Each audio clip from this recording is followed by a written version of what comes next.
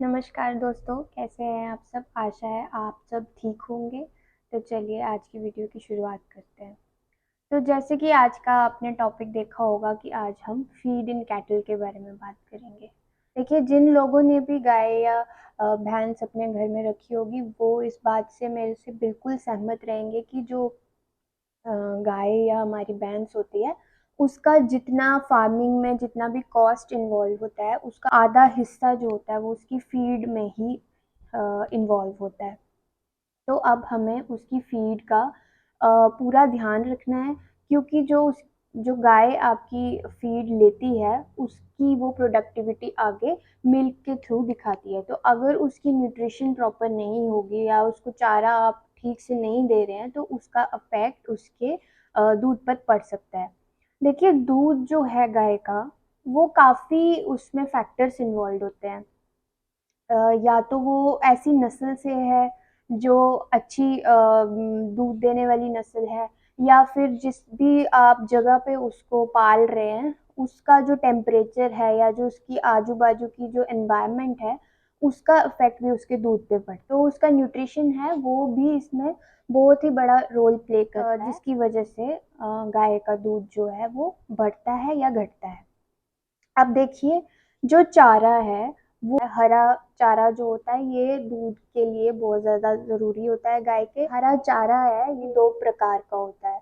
एक तो गीला और एक होता है सूखा। जो गीला वाला है इसमें आप बरसीम दे सकते हैं, सुगनी ग्रास दे सकते हैं, ज्वार है, बाजरा है, ये हरे हरे में आप इसको फॉडर दे सकते हो। कुछ वेस्ट भी रहता है, जैसे जो सब्जियां हैं उनका जो वेस्ट होता है या जैसे गन्ने का जो ऊपरी हिस्सा होता है वो आप अपनी गाय को देते हैं। फिर आप इसमें जैसे गोभी के पत्ते वगैरह अगर बच जाएं तो वो आप अपने गाय को देते हैं। जो मटर वगैरह के जो छिलके होते हैं उनको भी आप अपनी गाय को दे सकते हैं। तो ये काफ़ी न्यूट्रिशियस होता है और ये आपके गाय के दूध को बढ़ाने में हेल्प करता है। अब जो ड्राई फॉडर है, ड्राई फॉडर में क्या है कि ड्राई फॉडर में आपका आ जाता है, जैसे आपका कनक का धूड़ा हो गया वो आप अपनी गाय को दे सकते हैं। अगर आपके पास कनक का धूड़ा नहीं है तो आप इसमें चावलों की फिर पराली भी हम देते हैं, तो वो पराली भी आप दे सकते हैं। अब लेकिन आपको ये ध्यान रखना है कि जो हरा फॉडर है वो आपको 30 से 40 किलो तक अपनी एक गाय को प्रोवाइड करना है या देना है। और जो आपका ड्राई फॉडर है जैसे पराली हो गई या फिर कनक का धूड़ा हो गया ये 3 से 4 किलो के बीच में होना चाहिए। तो ये रेशो आपको ध्यान रखनी है इस चीज़ की। अब जैसे ये तो हमारी रफेज के बारे में बात हो गई जो हम फॉडर हम देते हैं। अब हम कॉन्सेंट्रेट की तरफ चलते हैं। कॉन्सेंट्रेट क्या हो गया? जो हम उसको दाना देते हैं।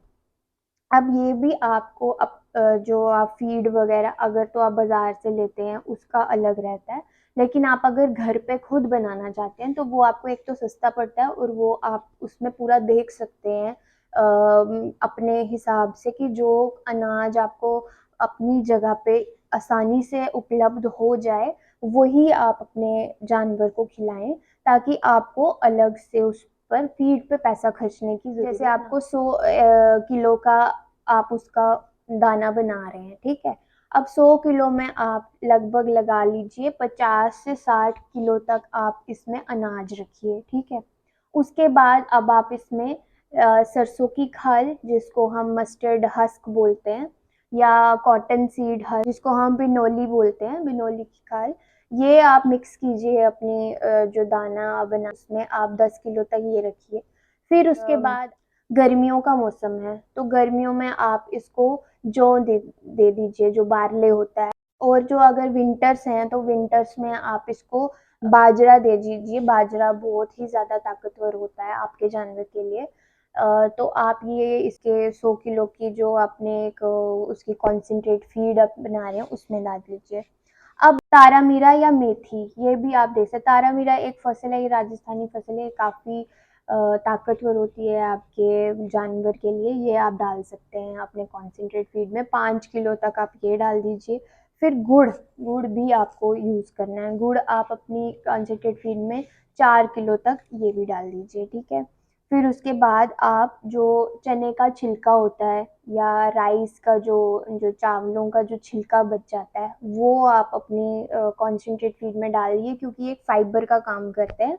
तो उसकी जो पाचन शक्ति है वो उसको बढ़ाएगा और उसको कभी भी डायरिया या कॉन्स्टिपेशन की प्रॉब्लम नहीं होगी।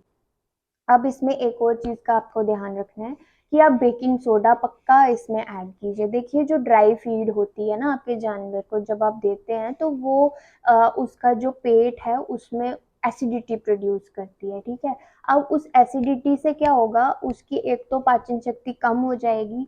तो ये जो बेकिंग सोडा होता है ये आप उस कॉन्सेंट्रेट फीड में डालेंगे तो इससे उसको वो आराम से खा भी पाएगा और उसके बाद इसको कोई भी इंडाइजेशन की प्रॉब्लम नहीं होगी। ये बेकिंग सोडा जिसके बारे में मैंने पहले बताया, ये 1% आपको डालना होता है अपने फीड में। समझ लीजिए अगर 100 किलो का आप कॉन्सेंट्रेट फीड तैयार कर रहे हैं तो इसमें आप 1 किलो अपना बेकिंग सोडा ज़रूर डालिए।